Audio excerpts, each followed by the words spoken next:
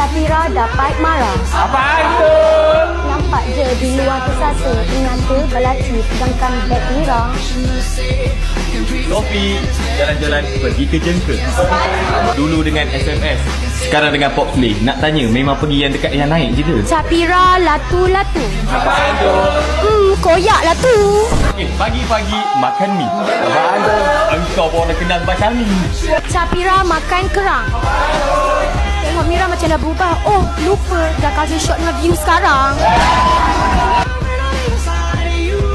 Sofi suka lepaskan peluang. Apaan tu? Lupa masa di partnership tak sebut nama Syahrini. Oh, lupa. Kau jadi siap habis mandi sepah puang. Mira ikan keli. Terima kasih Capik. Selamatkan Mira. Kalau tak, Mira ikut mak hai Ilis sekali.